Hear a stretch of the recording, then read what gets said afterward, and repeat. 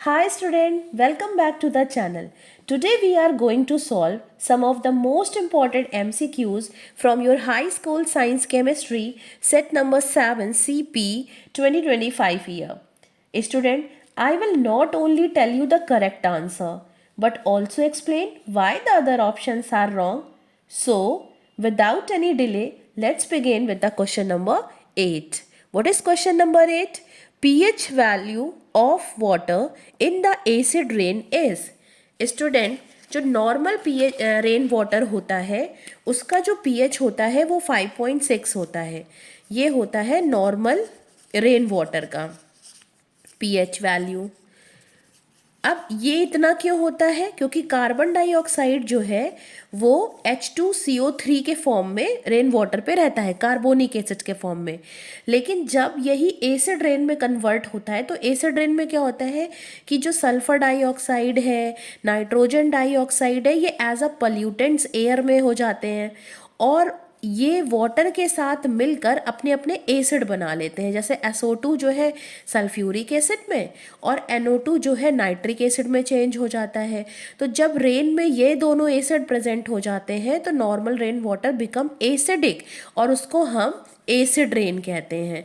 तो इसका जो पीएच, जो नॉर्मल पीएच 5.6 था, अब उसमें ये दोनों एसिड भी आ गए हैं तो 5.6 से पीएच ड्रॉप हो जाएगा ना, कम हो जाएगा. तो यहाँ ऑप्शन देखते हैं 7 तो हो ही नहीं सकता, ये तो नॉर्मल के लिए होता है, न्यूट्रल वाटर के लिए होता है. मोर देन 5.6 नहीं, यहाँ तो एसिड बने हैं, बेस तो बने नहीं. नन ऑफ दीज नहीं हो सकता. Answer is less than 5.6. 5.6 तो नॉर्मल वाटर का होता है जब सिर्फ कार्बोनिक एसिड रहता है. लेकिन जब एसिड रेन में चेंज होता है तो ये पॉल्यूटेंट्स जो ये होते हैं वो अपना अपना एसिड बना लेते हैं जिससे 5.6 से कम हो जाता है. So the right answer is less than 5.6. I hope आपको समझ में आया होगा. नेक्स्ट है, इन दिस रिएक्शन, ये एक रिएक्शन है. क्या है reaction? Zinc solid and CuO solid, it gives copper solid and zinc oxide. तो ये जो है एक रिएक्शन है और ये कह रहे हैं यहाँ हो क्या रहा है. तो सबसे पहले कह रहे हैं कि Zn इज रिड्यूस्ड या CuO is reduced, copper is reduced या Zn इज रिड्यूस. सारे जो है रिड्यूस्ड के टर्म पे ही दिए गए हैं. तो अगर किसी भी सब्सटेंस में ऑक्सीजन ऐड हो रहा है so it is called as oxidation, या फिर ऑक्सीजन रिमूव हो रहा है it is called reduction. तो addition of oxygen is called oxidation and removal of oxygen is called the reduction. इसी को हम दूसरे तरीके से बोलेंगे, addition of hydrogen is called reduction and the removal of hydrogen is called oxidation. ठीक है ना. यानी कि किसी सब्सटेंस में अगर ऑक्सीजन ऐड हो रहा है या फिर हाइड्रोजन रिमूव हो रहा है so it is called oxidation. या किसी सब्सटेंस में आपका हाइड्रोजन ऐड हो रहा हो और ऑक्सीजन निकल रहा हो so it is called reduction. अब देख लेते हैं, जिंक जो है ZnO में कन्वर्ट हो रहा है तो ये तो O इसमें ऐड हुआ तो इसका तो ऑक्सीडेशन हो रहा है, और यहाँ पर O हट करके ये इसमें जा रहा है तो रिमूवल ऑफ ऑक्सीजन हुआ, यानी CuO is reduced. तो so option number B is correct, that is CuO is reduced. Now question number 10 is the valency of carbon atom is. ये क्वेश्चन एक बार और भी आ चुका है तो मैंने तब एक्सप्लेन किया था कि कार्बन की वैलेंसी इज ऑलवेज टेट्रावेलेंट. हम केमिस्ट्री पढ़ रहे हैं, बहुत जनरल क्वेश्चन है कि कार्बन इज टेट्रावेलेंट. पूरा ऑर्गेनिक कार्बन पे ही बेस्ड होता है तो हमें कार्बन की वैलेंसी पता होनी चाहिए कि carbon is tetravalent. So option number B is the right answer. Now move to next question बच्चों. तो ये है question number 11 which is washing soda is. Washing soda का फॉर्मूला हर टाइम आ रहा था बट यहाँ पे इसका नेचर पूछ रहे हैं कि इट इज़ एसिडिक सॉल्ट या बेसिक सॉल्ट या न्यूट्रल सॉल्ट या नॉट. सो कोई सॉल्ट ही नहीं है तो हम इसको एक्सप्लेन करने जा रहे हैं. जो ये वॉशिंग सोडा होता है तो वॉशिंग सोडा जो होता है बनता कैसे है? ये एक स्ट्रॉन्ग बेस के साथ और वीक एसिड के मिलने से बनता है. वीक एसिड कौन सा होता है? H2CO3 carbonic acid.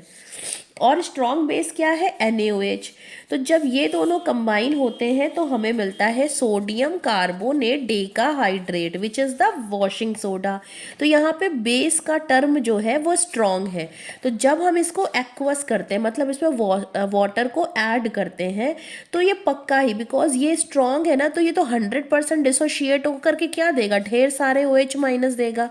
और ये एसिड तो वीक है, ये अच्छे से डिसोशिएट नहीं हो रहा, तभी तो वीक वीक बोल रहे हैं। तो यहाँ पे आपको ज़्यादा अमाउंट ऑफ क्या मिलेगा, OH माइनस। सो ये हमारा कैसा सॉल्ट हो जाएगा, बेसिक सॉल्ट हो जाएगा। So answer is B is the right answer कि वॉशिंग सोडा कैसा है, एक बेसिक सॉल्ट है। नाउ नेक्स्ट क्या है, नेक्स्ट है द रिएक्शन, एक रिएक्शन है of sodium metal with ethanol, क्या प्रोड्यूस कर रहा है। तो एथेनॉल लिखते हैं, एथ 2 कार्बन और 1 नंबर पे ही ऑल लगा है। अब इसको ढंग से लिख लेंगे, हम इसको H देते हैं, एक बॉन्ड है यानी कि 3 H चाहिए, CH3 CH2OH। ये एक अल्कोहल है। जब अल्कोहल सोडियम मेटल के साथ रिएक्शन करता है, बिकॉज सोडियम बहुत ज़्यादा रिएक्टिव होता है, तो ये कैसे भी, इसको एसिडिक हाइड्रोजन चाहिए और ये हाइड्रोजन गैस रिलीज करेगा। तो यहाँ पर ये जो H है ना, ये H2 के फॉर्म में जाएगा, तो हमें यहाँ पे 2 करना पड़ेगा, तो इट गिव्स हाइड्रोजन गैस। लेकिन अब रिएक्शन को बैलेंस करके लिखना है और यहाँ बनेगा C2H5, या इसको हम लिख दें CH3CH2Na। ये 2 बार लिखा हुआ है, तो यहाँ पे भी बैलेंस करने के लिए 2 करना पड़ेगा। इसको बोलते हैं sodium ethoxide plus hydrogen gas. तो यहाँ पे सोडियम एथॉक्साइड और हाइड्रोजन गैस मिलेगा। ये जो अल्कोहल्स होते हैं, ये जब सोडियम के साथ रिएक्शन करते हैं तो सोडियम अपना एल्कोक्साइड बनाता है, यानी कि RONA, प्लस हाइड्रोजन गैस बाहर जाता है। तो यहाँ पे 2 करेंगे, यहाँ 2 करेंगे और यहाँ पे 2 करेंगे, सोडियम एल्कोक्साइड इसको बोला जाता है। ठीक है, तो ये आंसर क्या हो जाएगा, H2। H2 is the right answer. Next आते हैं रिएक्शन ऑफ HCl। कितना कॉमन रिएक्शन है, HCl plus NaOH gives NaCl and water.